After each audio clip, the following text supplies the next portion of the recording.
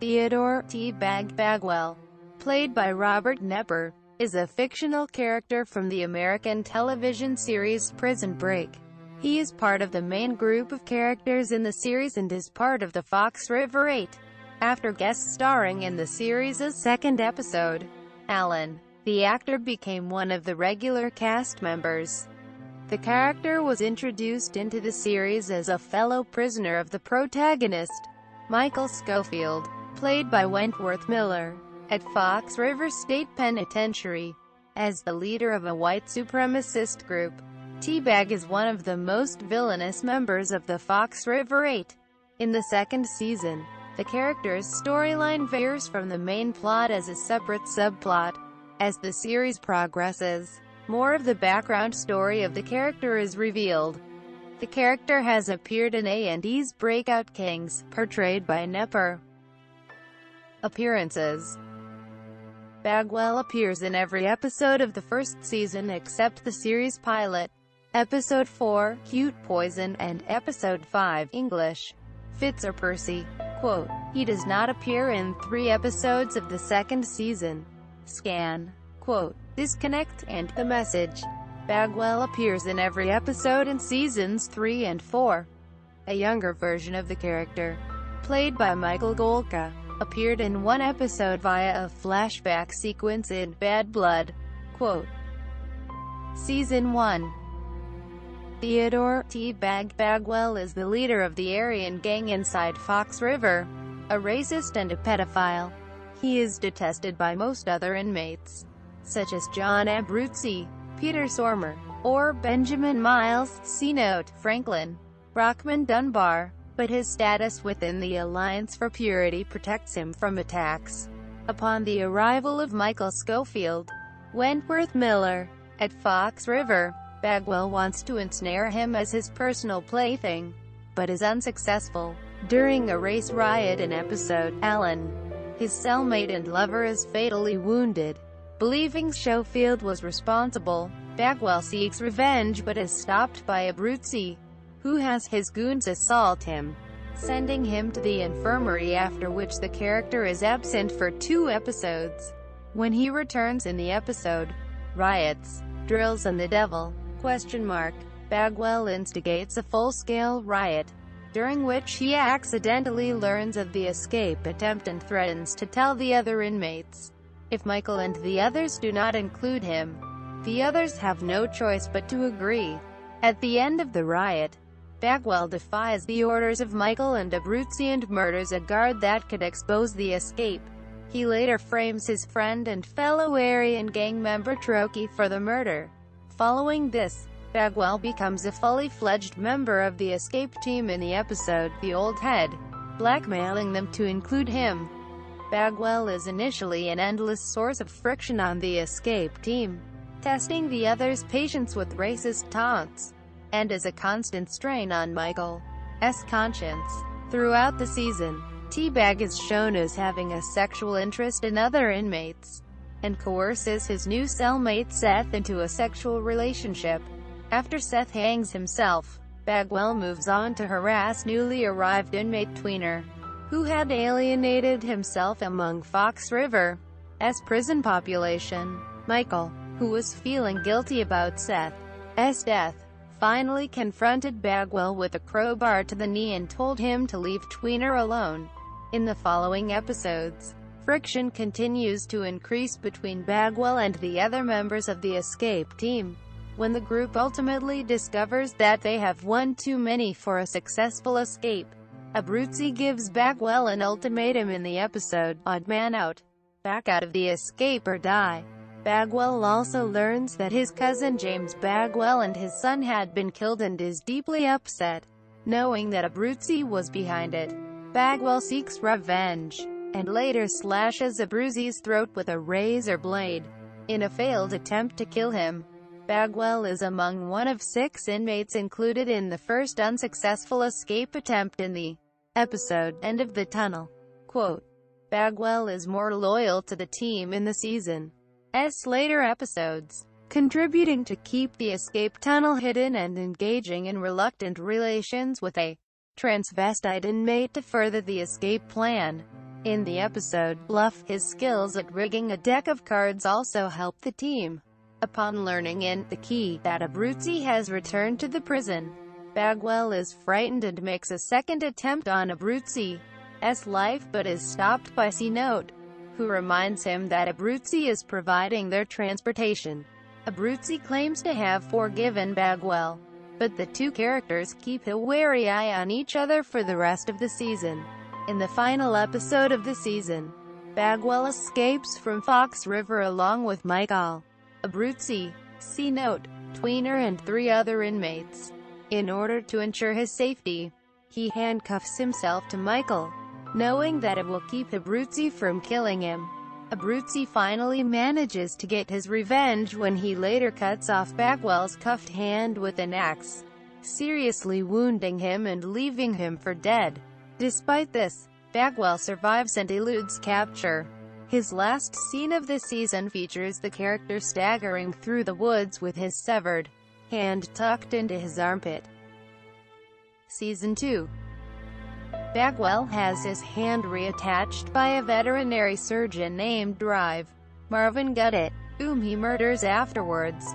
Bagwell then bleaches his hair to change his appearance, and begins his 4-episode-long journey to Utah, to locate the money Charles Westmoreland had hidden there.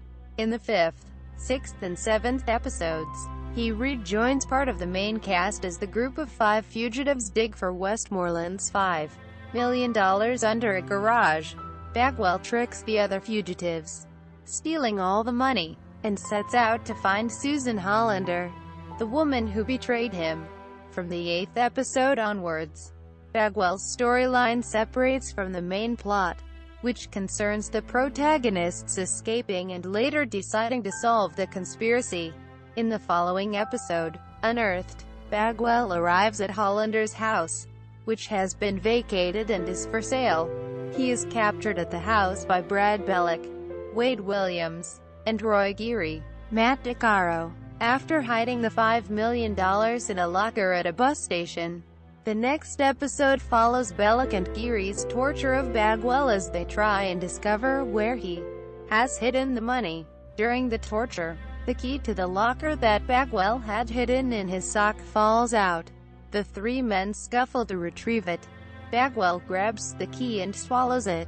Bellick and Geary tie Bagwell to a toilet in the house and shove Copenhagen tobacco in his mouth, along with laxatives. Bagwell passes the key, which has the location information on it.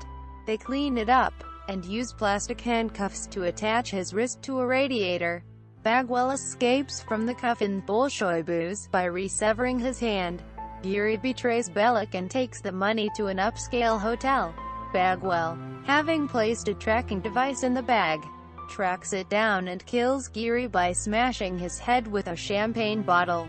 Before leaving with the money, Bagwell frames Bellick for Geary's murder by placing Bellick's credit card receipt in Geary's dead, bloody hand. In the fall finale episode, The Killing Box, the last episode to air for 2006 in the United States, Bagwell sees a Vietnam War vet in a bar, who has a prosthetic hand. It's implied that Bagwell killed the man, as in his next scene of the episode, Bagwell is in possession of the prosthetic hand. He then takes advantage of a female postal worker with his wily charms to gain access to Susan Hollander's new address. The postal worker genuinely likes Bagwell, until she recognizes him from a wanted poster on the wall. Ever the survivalist, Bagwell eliminates her. Bagwell eventually locates Susan, which served as one of the episode's cliffhangers. In his next 2 appearances of the season, he holds Susan and her children hostage in their home in Ness City, Kansas. He takes them to his childhood home in Alabama in Bad Blood, where he reveals that they are his salvation, and that he wants to become part of their family. He also explains that he is incapable of having children, presumably because of the nature of his own conception, and that the Bagwell bloodline will die with him. Susan rebuffs him, however, saying that she is not able to love him. Bagwell is heartbroken by her rejection and finally leaves them. calling the police to release them from his home. Beginning from the 18th episode, the next part of Bagwell's storyline concerns his decision to travel to Thailand. After taking the identity from a therapist he deliberately kills, Bagwell buys a ticket to Bangkok and boarded a stopover flight from Chicago, which coincidentally was the same plane Bellick is flying in. Bagwell recognizes Bellick at Mexico City International Airport in the episode Sweet Caroline, and is forced to hide, consequently losing his money in the luggage carousel. He then grapples with a security guard in an attempt to retrieve the money, but fails to overpower him or retrieve the money. He runs away to avoid being captured. Later, security footage of him fleeing is transmitted on a Mexican news station. After narrowly avoiding Sucre and Bellick in the episode Panama, Bagwell travels to Panama. There he murders a prostitute. During an unseen encounter, Bagwell is coerced by Agent Kim into aiding the company's plot to capture Lincoln and Michael, who are also in Panama. Kim's plot fails in the following episode, Fin del Camino, however, and T-Bag finds himself being chased by Bellick, Sucre and Michael. He escapes Bellick by shooting him in the leg, but is captured soon after by Sucre and Michael. Bagwell escapes once again by stabbing Sucre in the chest with a screwdriver but is followed by Michael to an abandoned house. After Michael refuses Bagwell's truce, feeling responsible for everyone Bagwell has killed since escaping from prison, the two fight. Michael ultimately apprehends Bagwell by viciously impaling his remaining hand to the floor and leaving him for the Panamanian police. He then is transferred to a Panamanian cell, where Bellick is also imprisoned. In his last appearance of the season, Bagwell is seen screaming in a Panamanian jail, a man from the company leaving him imprisoned for getting caught. Bagwell is the fifth member of the Fox River 8 to be taken down by the authorities, and the second member not to die upon interception, the first being C-Note. Season 3. Imprisoned in Sona along with Michael, Bellick, and Mahone, Bagwell is once again able to charm his way to an easier prison life than most, ingratiating himself to Lechero, a drug lord who is the most powerful man inside. Michael soon blackmails Bagwell about his pedophilic past. In order to gain access to Lechero's cell phone, Bagwell gets Michael the cell phone, but when it is put back, Lechero notices that it had been moved. In order to deflect suspicion, Bagwell gets Lechero to question the loyalty of his right-hand man, Sammy, who has been openly hostile to Bagwell. Lechero is successfully manipulated into enlisting Bagwell as his personal spy, increasing Bagwell's position in the prison hierarchy. Bagwell then gains the trust of Lechero's head drug smuggler and dealer, Navas, only to then kill him by suffocating him with a plastic bag. He also covers up his murder by making it look like a drug overdose, and as a result replaces Nieves on Lechero's crew in the prison. He also protects Sister Mary Frances when the guards enter Sona, developing a liking for her in the process. When she steals Lechero's money, he diverts blame from her onto him and is punished for it by Lechero. Later, when James Whistler is accused of murder and set to be killed, Bagwell attempts to help Michael by asking him to frame his rival Sammy for the murder, but Michael refuses to go through with it. When Michael and Whistler are caught trying to escape Sona twice, T-Bag becomes suspicious and figures out that Michael is trying to escape. He blackmails his way onto the team but, along with Bellick and Lechero, is tricked by Michael and captured to allow the others to escape. After the escape, he is tortured until he says Fernando Sucre knows everything that happened about the escape. He finds the bird book that Whistler dropped and puts it into his pocket. He then is taken back to Sona and forms an ambitious plan to kill Lechero. He tricks Lechero into supplying $50,000 for an escape, and then smothers him in front of a shocked Bellick. T-Bag then goes to the masses and hands out part of the $50,000 to all the cons. He begins the chant "all cons are equal" and ingratiates himself with everybody, leaving T-Bag as the new ruler of Sona. Season 4. T-Bag's character is once again central to the plot, as he holds Whistler's bird book.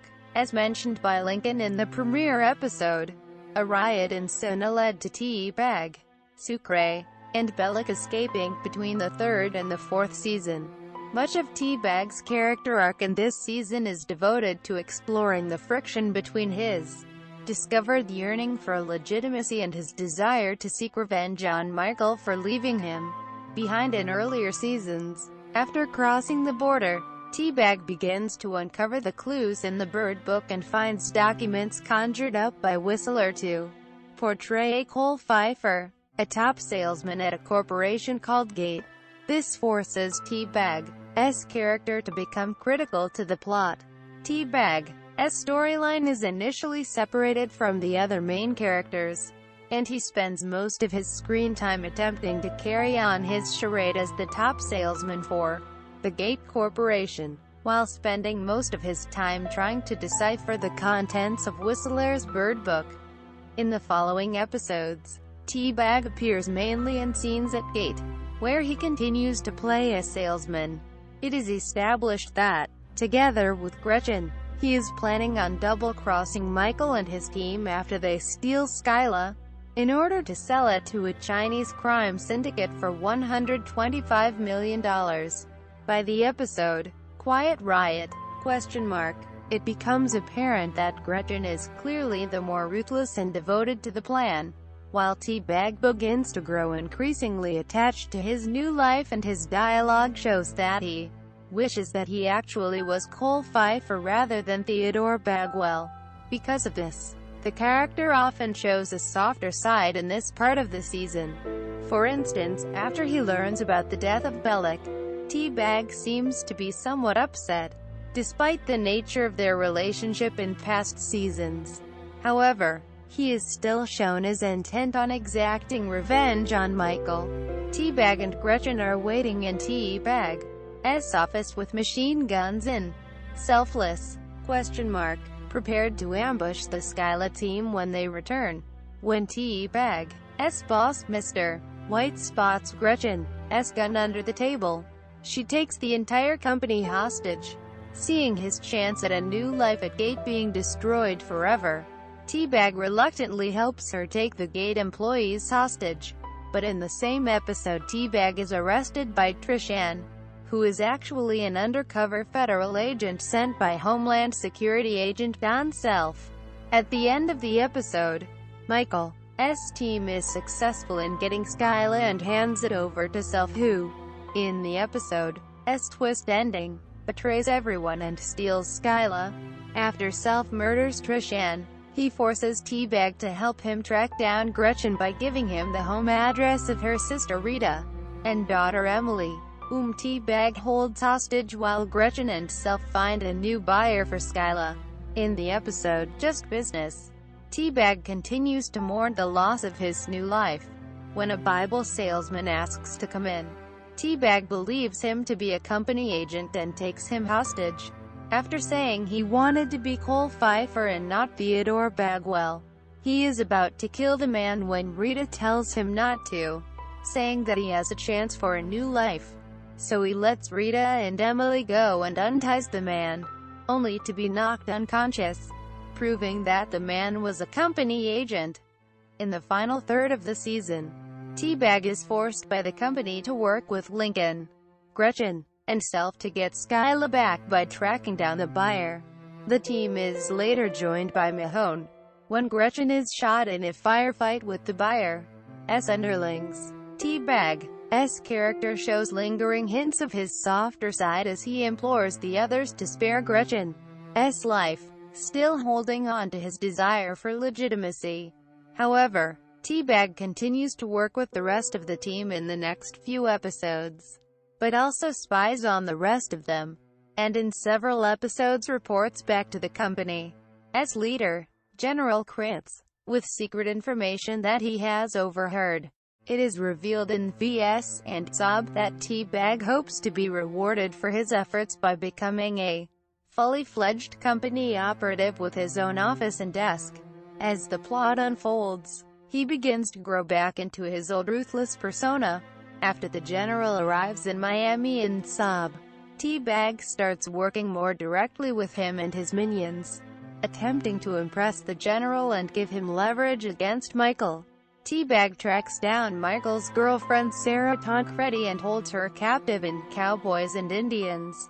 Still bent on revenge on Michael, T-Bag decides to rape Sarah in rate of exchange, but is knocked unconscious by Michael, who rescues Sarah. After Michael hands over Skylar to Paul Kellerman, he gives them the option of letting T-Bag be exonerated with the rest of them or not.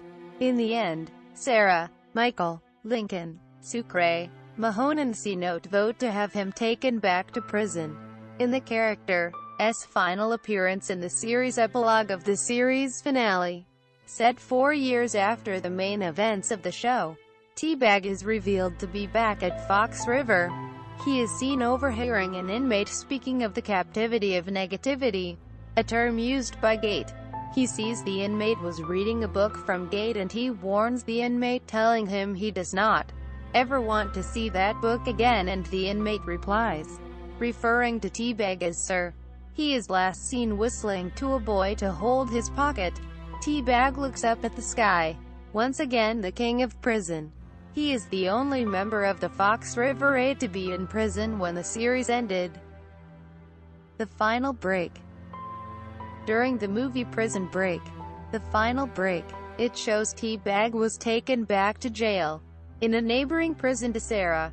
In the prison, T-Bag continues to help the general. Even though the general claims poverty when asked to pay for contraband, T-Bag gets him. The general contacts Gretchen and offers her $100 to kill Sarah. Michael comes up with a plan to parachute into the prison and rescue Sarah. Lincoln offers T-Bag $5 to light a fire and set off the fire alarm at 7:00 p.m. the night of the escape.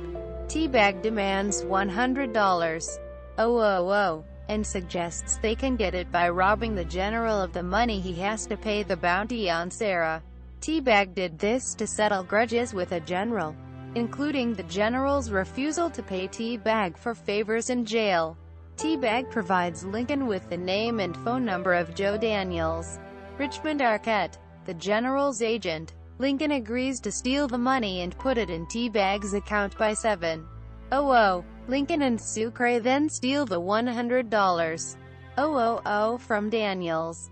When T-Bag finds out that the transfer did not take place by 7:00 as promised, he angrily reveals the plot to the warden, and tells her that he was instructed to set off the fire alarm. Special Agent Wheatley responds by demanding the fire alarm and other systems that would cover other noises be turned off. This turned out to be part of Michael's plan, knowing T-Bag would talk to the warden. Due to aiding in Sarah's escape, T-Bag is put into solitary confinement. Breakout Kings. In the Breakout Kings episode, The Bagman, T-Bag again breaks out of prison to get revenge on the orderlies who wronged his mother. He escapes by stabbing a guard to death with his prosthetic hand, which he has sharpened to a point, while being escorted to the hospital for a replacement. T-Bag is eventually caught and briefly interviewed by Dr. Lloyd Lowery, who wants to find some clues to the reasoning behind T-Bag's actions. Lloyd concludes the interview by saying, "Some machines come out of the factory broken." Quote, characteristics. Despite being despised by the other convicts for his heinous crimes and affiliation with the Alliance for Purity, T-Bag is quite eloquent and many women find him charming. Nepper comments that, "T-Bag's not crazy. He knows exactly what he's doing. He's not going to make himself stupid." Quote, as an adult, T-Bag starts committing more serious crimes, such as battery, assault, attempted murder, rape, and kidnapping. It is also insinuated that he is a pedophile. and it is implied once in passing that he is also a necrophiliac. The character's sexual appetite ranges from transsexuals to, in general, young men and women, adolescents, and children. When asked about the character's sexuality, Nepper stated, "We're not passing judgment. We're not trying to get these people off the hook. Teabag's not a homosexual. He's a raw animal, he'd," Nepper said of fans of the series.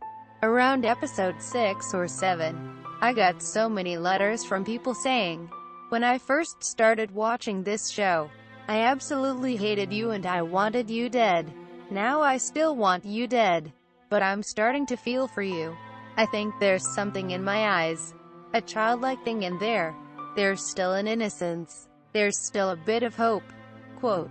During season 4, Teabag starts showing disillusionment with his actions, even saying that he wishes that he could have been Cole Pfeiffer. Respected salesman and person, he shows reluctance to undertake disturbing tasks. He shows emotion and is upset after receiving the news of Belloq's death. He does not want to take Kate hostage, and demonstrated authentic reluctance to kill Gretchen's family or the Bible salesman, company agent. He eventually offers to even release him, at great risk to his personal freedom, and lets Gretchen's family go. In the fall finale, Teabag is the main party against Lincoln killing Gretchen, citing her being a mother as a reason, which can be seen as significant as she had tried to kill him not more than a few days earlier. Reception. Teabag is described by TV Guide's Maya Schechter as one of the creepiest characters on television. Production details. Silas Weir Mitchell, who was cast in the role of Charles Haywire Padashik, originally auditioned for the role of Teabag.